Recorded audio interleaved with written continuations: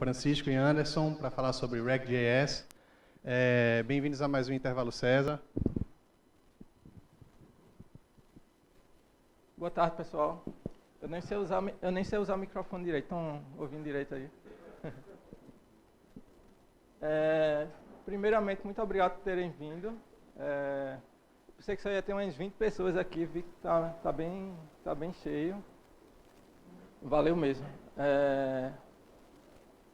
Eu e Anderson, há 3 meses atrás, a gente foi convidado para trabalhar num projeto de a gente foi trabalhar num time de especialistas em front-end do nosso cliente.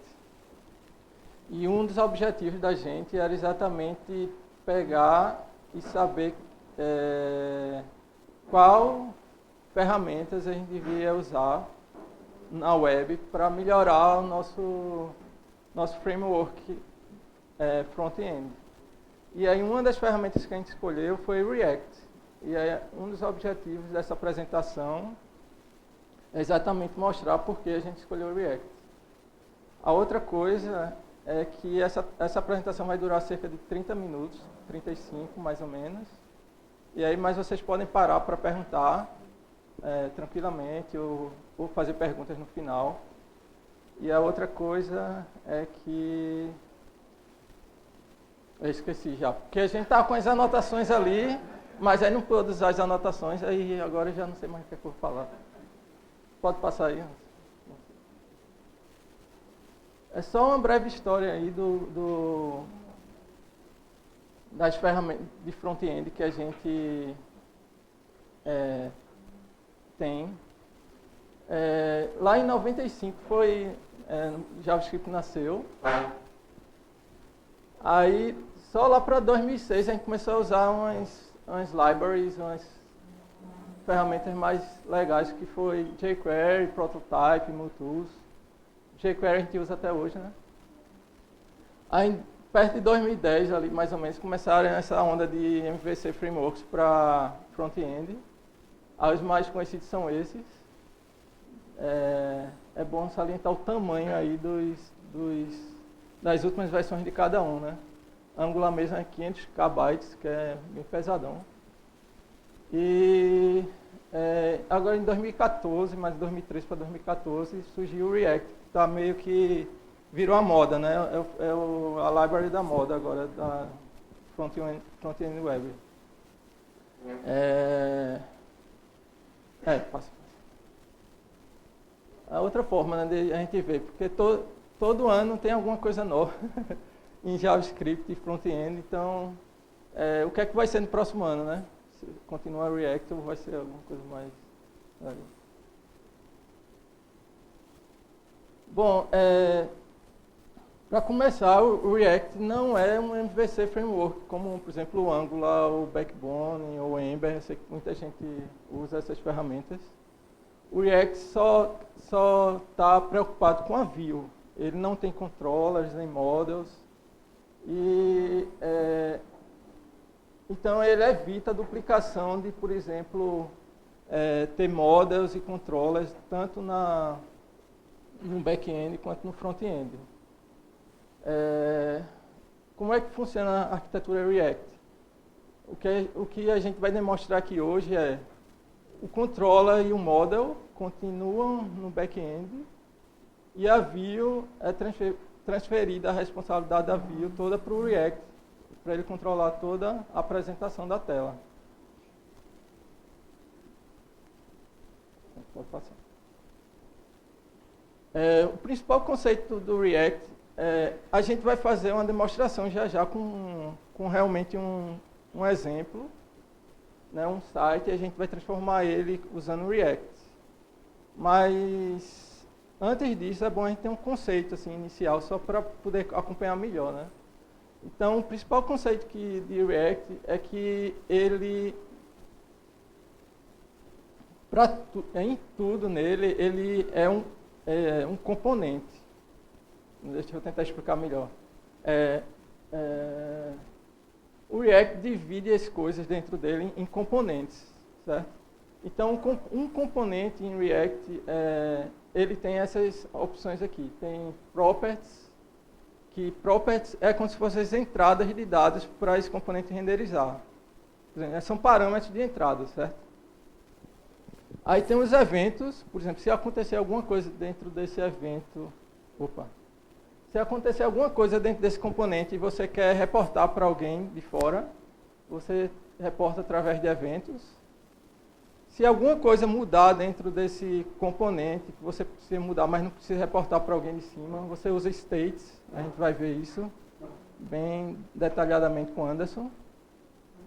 E o render é o que ele vai renderizar na tela, né? É o código HTML que ele vai renderizar na tela.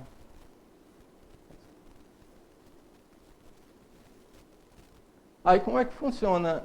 Por dividir isso em componente, um componente em React ele é autocontido, ele é tipo um black box. Aí, ou seja, tudo que ele precisa para renderizar está dentro dele.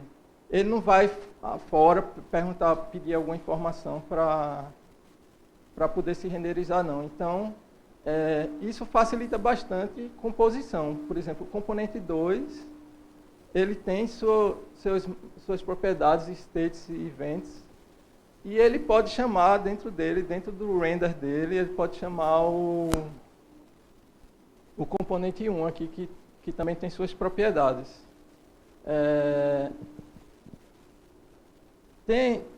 Alguém tem alguma dúvida até aí? Essa parte de componente está mais ou menos entendido ou não? Está muito doido? Tranquilo? Beleza, agora acho que a Anderson vai mostrar um projeto agora. Pois não.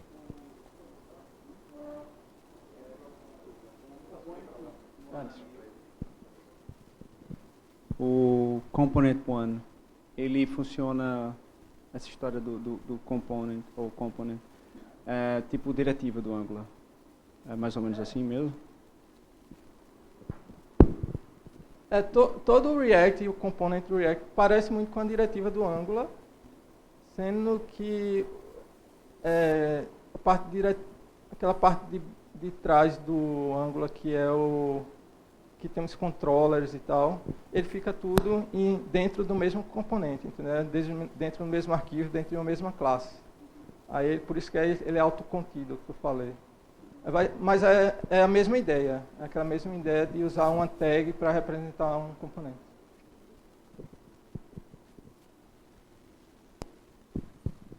Bom, agora eu vou procurar mostrar para vocês a aplicação desses conceitos que Gisleno falou aqui, através de um exemplo de uma aplicação bem simples, certo? Que o propósito dessa aplicação é ter uma lista de pessoas aqui com seus skills e ter uma opção ali para filtrar essas pessoas por esses skills.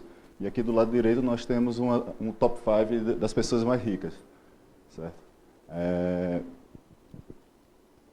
Então,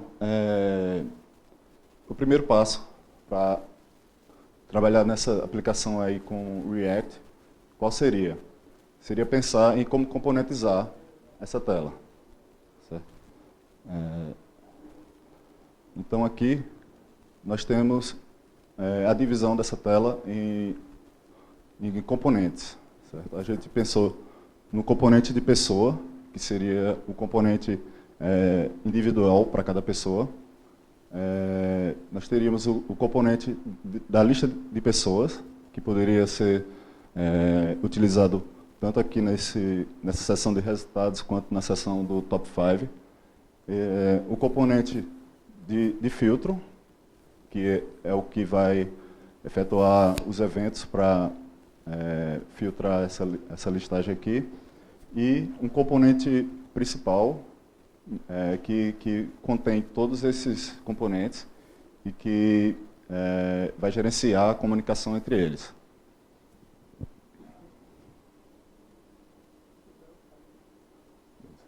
Bom, então aqui eu tenho o código daquele componente de pessoa, certo? Que essa aqui é a estrutura mínima para um componente React. Esse aqui é um código JSX, que é de JavaScript Extension, e nesse JSX a gente tem uma mistura de JavaScript com HTML. Então, vocês podem ver aqui que a gente tem uma definição de classe, uma função render, que é aquela função que o Gileno comentou há pouco, que tem o propósito de retornar o HTML do componente, e dentro desse render nós temos o código HTML, que está utilizando de algumas propriedades que são passadas para o componente para poder renderizar aquele trecho ali de HTML, né, da tela, que é da pessoa. Então, essa aqui é a forma que a gente tem para acessar as propriedades. A gente usa esse dis.props e aí a gente consegue utilizar essas propriedades que são passadas para o componente dentro do nosso código.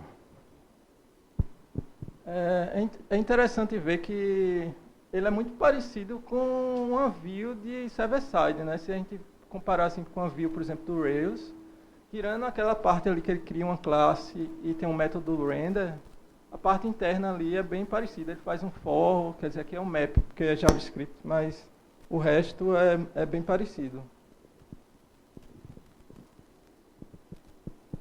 Bom, em seguida nós temos o componente de lista de pessoas. Aqui nesse exemplo, nós temos uma iteração sobre uma propriedade de people, que é a propriedade onde a gente passa todos os dados de cada pessoa, e dentro dessa iteração a gente renderiza aquele componente anterior, o person, passando para ele as propriedades que interessam para o componente. Certo? Então aqui a gente tem um exemplo de composição, onde um componente está utilizando o outro para construir o seu próprio HTML. Bom, em seguida nós temos esse componente, o do filtro, e a diferença desse componente para aqueles outros dois é que aqui nós temos o tratamento de evento, certo? Ali nós temos uma lista de checkboxes, e quando o usuário clica lá em algum daqueles checkboxes, o React ele chama essa função handleClick, que está definida nessa propriedade onClick, que é aquela função ali em cima, que eu vou mostrar para vocês um pouco dela agora. Bom, então a handleClick não faz muita coisa não, ela basicamente guarda o checkbox que foi selecionado no state e verifica se o componente Py passou para esse componente filter uma função onClick para ele poder propagar o evento. Então, nesse caso aqui, a gente está deixando com que o filter ele seja genérico, ele possa ser utilizado em qualquer parte da aplicação que tenha uma ideia parecida com essa, porque ele não conhece nada de outros componentes. Simplesmente ele espera que pode receber ou não um onClick, e se ele receber esse onClick, ele vai repassar o evento para cima, certo? Passando como parâmetro o cara que foi checado. Então, ele é autocontido e ele não conhece nada de outros componentes, o que facilita a reutilização. Bom, e por último nós temos o Page Component, que... vocês estão conseguindo enxergar aqui o código? Vocês aí atrás? Não, né? Tem como melhorar isso, né?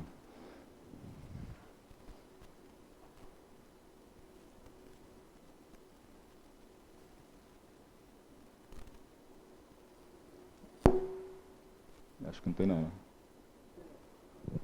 A gente vai ficar devendo para vocês. Aí depois a gente compartilha a apresentação, quem quiser confere depois. Bom, então esse componente principal, o Page, ele é o que vai instanciar todos os outros componentes que eu mostrei anteriormente, certo? E ele vai também ficar responsável pela interação entre os componentes. Então, aqui eu estou mostrando como é que ele está instanciando o componente filter. Ele passa as opções do filtro e passa também uma função para o onClick para que o filter chame naquele momento em que o usuário clica no checkbox. Bom, aí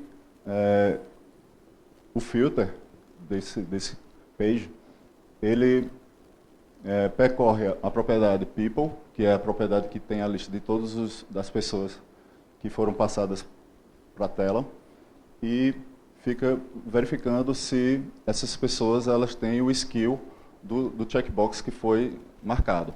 Então, se ela tiver, ela entra numa lista de pessoas filtradas, e depois que percorre essa lista, selecionando aquelas pessoas que têm aquele skill, ele coloca essa lista de pessoas filtradas dentro do state, do componente. Então, no momento que ele coloca essa lista no state, o componente ele é renderizado novamente, e esse filtro, essa lista atualizada, ela é refletida na nossa lista de pessoas. Então, só o fato de setar o state, ele já renderiza o componente novamente.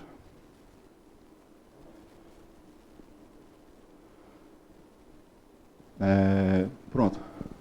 Aqui nós temos o uso do person list, né, que é o componente de lista de pessoas, e a gente está mostrando aqui que a propriedade people, ela fica enxergando a lista filtrada, né, que está no state.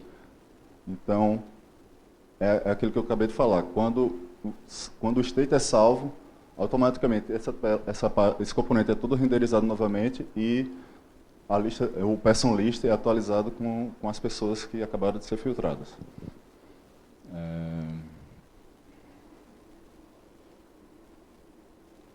Bom, e por último, nós temos aqui um exemplo como seria iniciar aquele componente principal para que seja montada toda a tela. Nós teríamos um código HTML que importaria o React e esses componentes, e depois só precisaria fazer uma chamada do React Render, passando o componente page, que é o componente principal, e todos os parâmetros que todos os componentes que o page renderiza precisa saber para poder montar a tela. Feito isso, o React renderiza toda a tela e o usuário pode começar a usar. Bom, agora a Gilene vai explicar um pouco desse conceito aí do Virtual DOM. Todo mundo deu para entender como é que funciona a parte do state, props, como é que atualizando o state, atualiza o render, chama o render novamente e tal. E aí, Daniel? Beleza?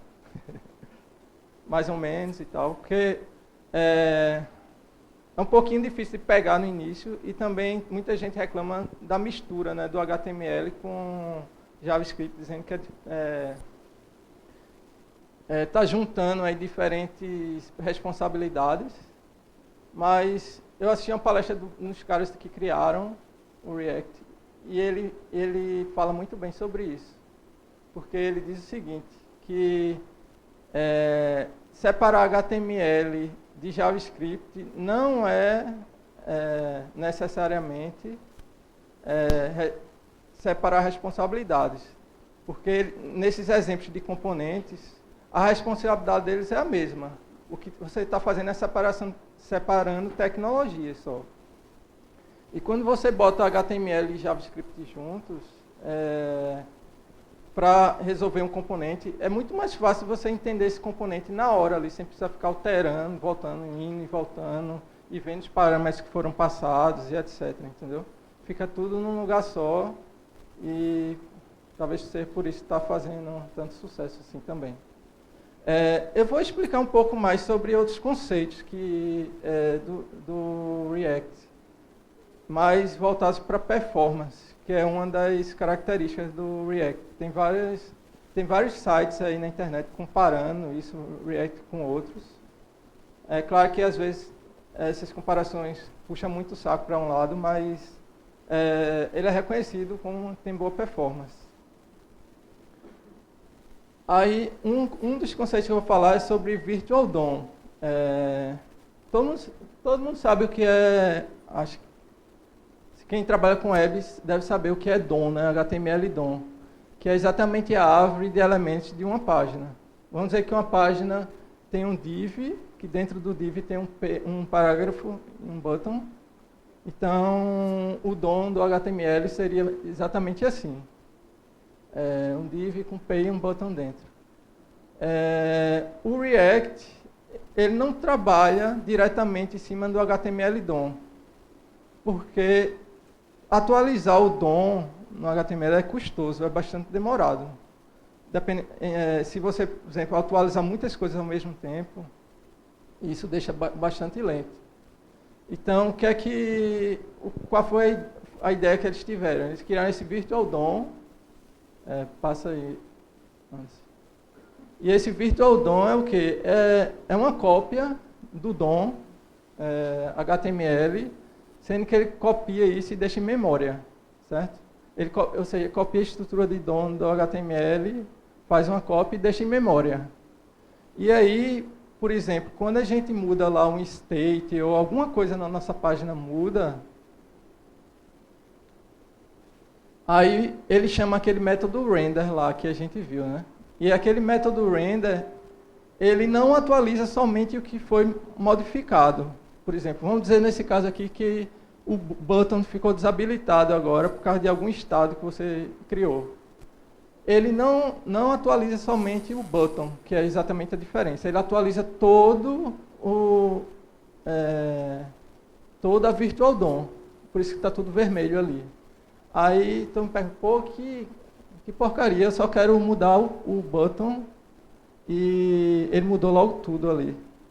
Mas é que tá, como ele faz isso em memória, esse processo é bastante rápido. Ele é super rápido, porque está em memória, e ele ainda não tocou no HTML DOM, certo?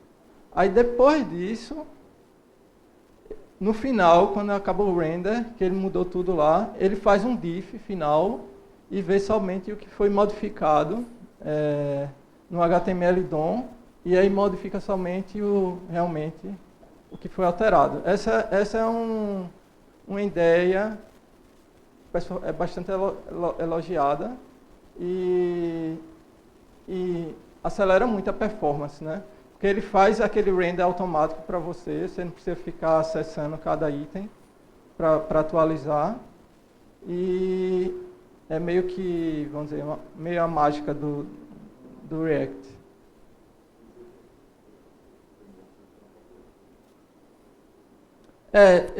A última React Conference, o pessoal disse que o React, os outros frameworks estão sendo muito influenciados pelo React e estão fazendo coisas muito parecidas já. Dizem que a versão nova do Ember, a versão nova do Ember está fazendo uma coisa similar e tal. Eu não sei nada disso, mas foi o que eu andei lendo aí.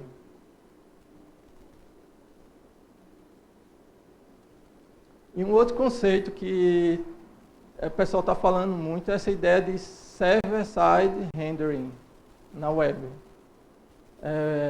Também chamado de isomorphic JavaScript, que é um conceito complicado de explicar, então vou tentar explicar aqui para vocês, mas qualquer coisa vocês podem perguntar aí. A ideia de server-side rendering é a ideia de você pegar o JavaScript, os componentes que estão lá, que você criou, e eles poderem ser rodados no servidor também, renderizados no servidor. Aí, por que mágica é essa que ele faz para rodar no servidor? A ideia é rodar no servidor, eu rodo o JavaScript no servidor antes de ir para o browser, e aí eu entrego o browser já com tudo renderizado perfeitamente. Aqui está mais ou menos o fluxo de como isso acontece. Um browser chama uma página qualquer, né, uma página React, uma página que retorna em React. Aí ele vai chamar o controller, pode ser um controller em Rails, em qualquer coisa. E o controller vai buscar as informações, né, como qualquer outro MVC no model e tal, e retorna uma view. Aí o que é que acontece? A view aqui, antes dela retornar para o browser, a view, ela vai fazer o quê? Ela vai acessar os componentes que a gente criou em React antes de voltar, que é esse passo 3 aqui. Aí, por exemplo, o Node.js faz isso muito bem, porque o Node.js já é puro JavaScript. Então, ele entende JavaScript. Então, como aquele componente ali é um JavaScript, então ele vai entender facilmente. Mas, e as outras linguagens, né, de servidor? Tipo PHP, Rails, .NET, por aí vai. Todas essas hoje, elas já têm algum add-on que roda o JavaScript no servidor. Por exemplo, Anderson vai mostrar daqui a pouco, não é isso, Anderson? Usando o Rails. No Rails, a gente usa uma gem, um add-on chamado React Rails, que ele pega, roda esse JavaScript do componente no servidor. Depois que ele roda, depois que a página toda está montada, ele retorna para o browser. E aí a página é carregada. E aí depois que a página é carregada, e aí o React, por sua vez o JavaScript do React é carregado, aí ele vai entender que a página que você carregou é uma página gerada em React, porque ele coloca alguns tags lá, e a partir daí, qualquer alteração em cima dessa página, ele vai conseguir entender e fazer as alterações. Ele vai conseguir se conectar aos componentes.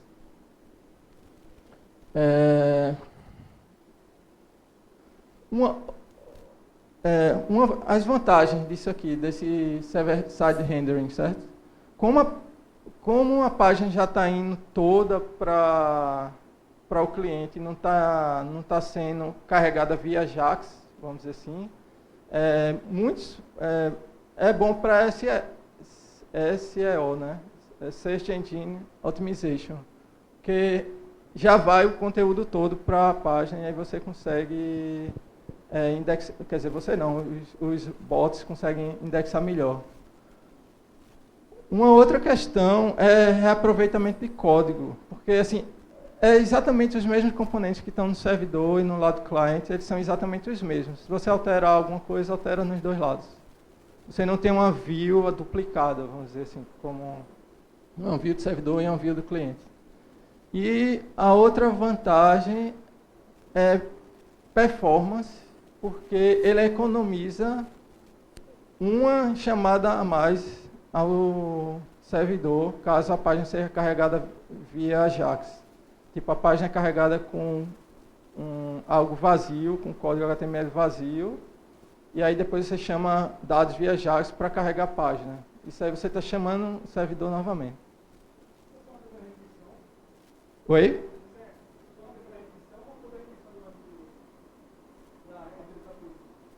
Não, só na primeira, só na primeira.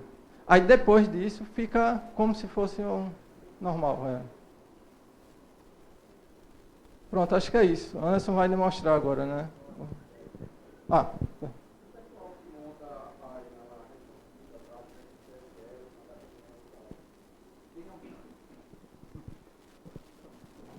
Vou repetir.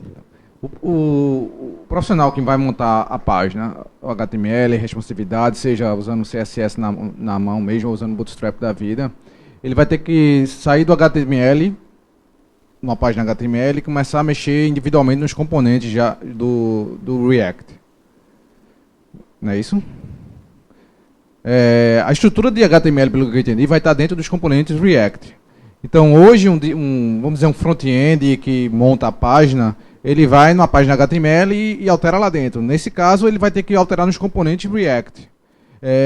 Vocês perceberam que existiu alguma dificuldade deles em aceitarem isso? Por exemplo, o Angular, o cara vai alterar, mexer no HTML puro, faz todo o design da página, monta a página lá, o layout e tal. a responsividade. Nesse caso, não, ele vai ter que mexer no código que está misturado com o código JavaScript, com o código HTML. Vocês perceberam alguma aversão a esse tipo de coisa? Eu acho que isso depende muito do projeto, de como funciona o projeto. Tu deu uma ideia de que um cara por exemplo, de design ou alguma coisa assim, vai escrever HTML e CSS. No nosso caso, é a gente mesmo que faz isso. A gente pega o mockup e a gente mesmo faz isso. Mas eu acho que, por exemplo, esse código da view de um componente, ele não é muito diferente de uma view de servidor, não, certo? Então, se a gente pegar uma view do PHP que o cara faz um for lá, numa lista, aqui é a mesma coisa, ele faz um for e tal. O render tem aquela parte, a parte do topo do Create Class, que aquilo ali é mais, vamos dizer, é muito mais... Uhum.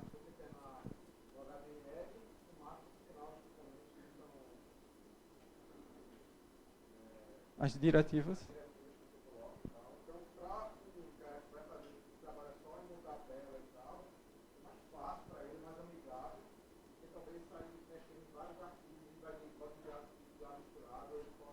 Uhum.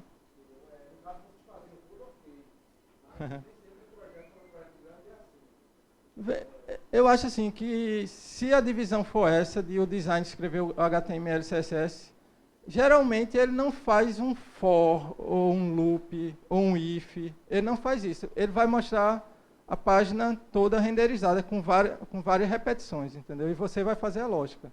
Pelo menos assim, no que eu trabalhei, geralmente foi assim. Então, eu não vejo a view do React sendo diferente de uma linguagem server-side. Até o Angular, por exemplo, o Angular também tem, por exemplo, os fors, né? Aquele lá, não sei o que, não sei o que, e aí tem um for e tal. Eu não vejo tanta diferença assim. Mas eu entendi essa ideia. Pode ser que ele vendo um monte de código de JavaScript, pode ser que realmente fique... Quer continuar? Vou mostrar para vocês rapidinho aqui a execução dessa aplicação que nós escrevemos para essa apresentação. Só um minuto.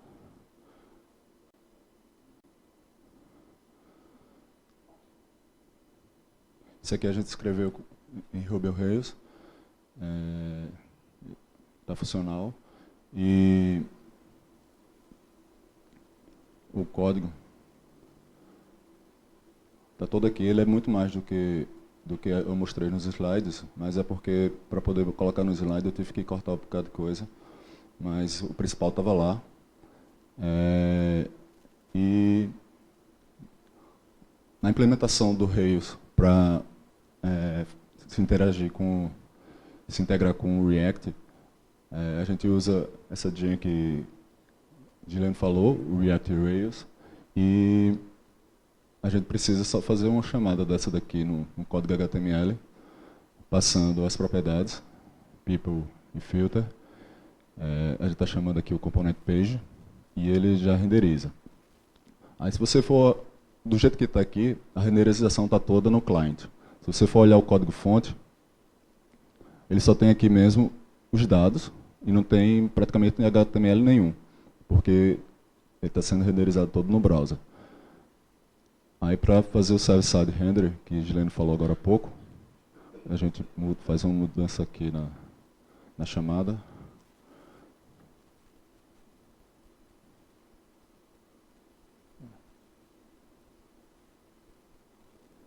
Passando para render.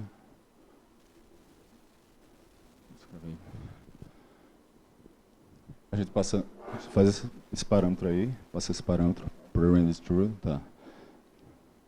E quando executa novamente,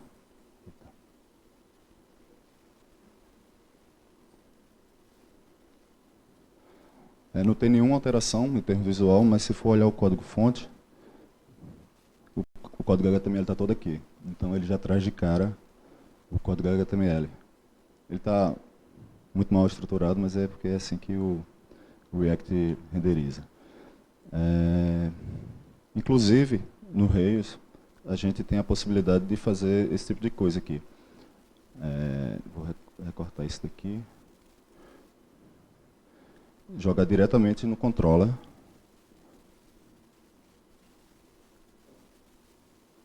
Aqui está nosso controller.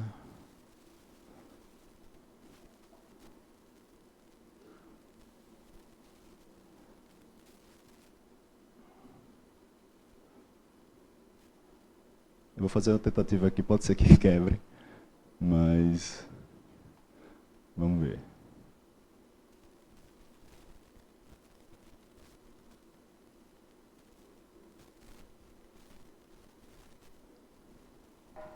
E fazendo isso a gente pode matar o HTML, porque realmente realmente não deu certo não.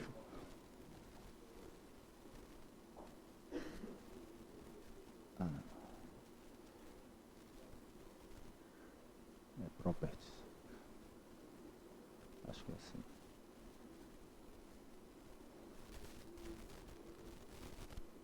Ah, não, ele não está identificando. Bom, mas a ideia é essa. Acho que a gente não tem muito mais tempo não, porque tem que dar um tempo para perguntas também. E eu não quero ficar aqui também apanhando.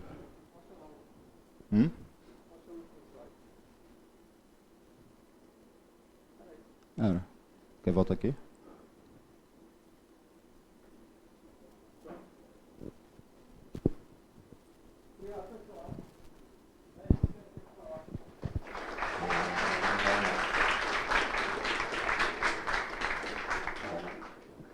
Dúvidas?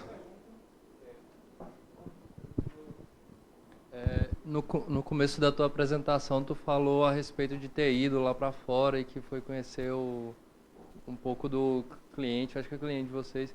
Aí acho que faltou um pouco falar assim, por que escolheram o React em relação a outras tecnologias, tipo Ember, Angular, sei lá, aí se tivesse como passar um pouquinho mais.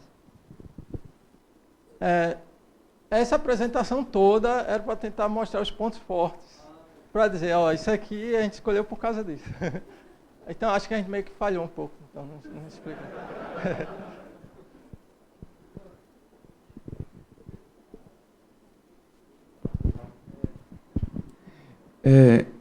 Eu gostaria de saber como é que o React ele faz para gerenciar as requisições. Por exemplo, se eu tiver uma API lá, eu quero fazer uma requisição para os serviços dela e eu não consegui observar direitinho como é que funciona aí no React.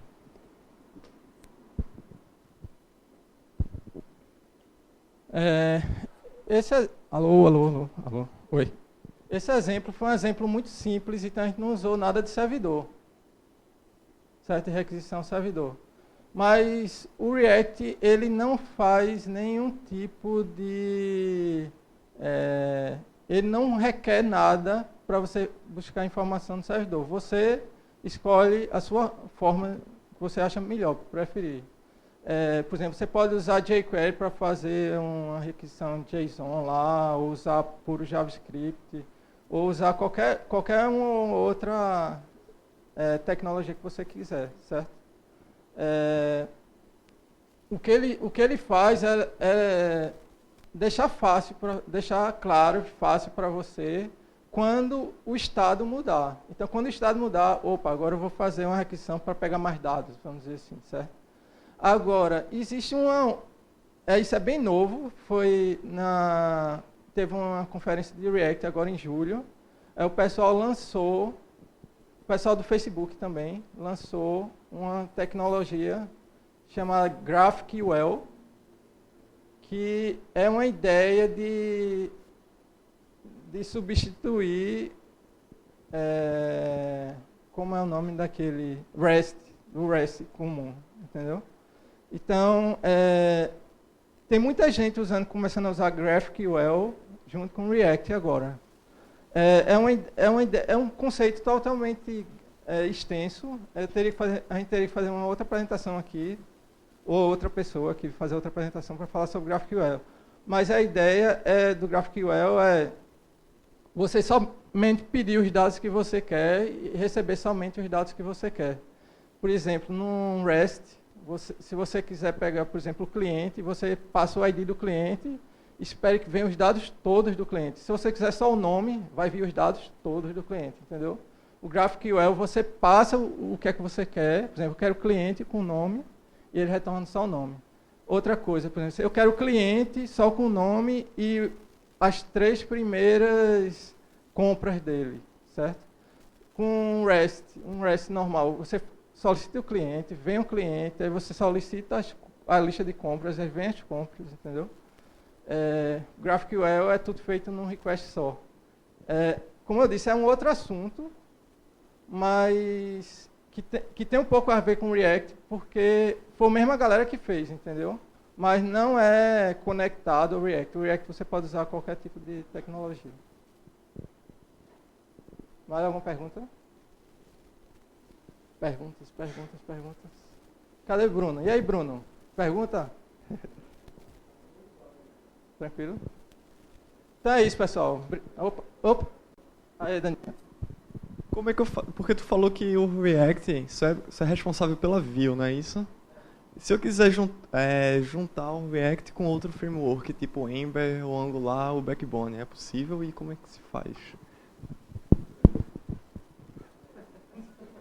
Daniel, como é que faz para juntar React com Ember? Não sei, cara. Eu nunca vi nenhum exemplo disso, sabe? Porque assim, eles resolvem as mesmas coisas, sem que resolvem de formas bem diferentes. Aí, nunca vi ninguém, vou usar esse com esse. Por exemplo, arrancar a diretiva do Angular para jogar o React. Nunca vi nada parecido. E aí, mais uma pergunta? Beleza, pessoal? Obrigado mesmo por ter vindo.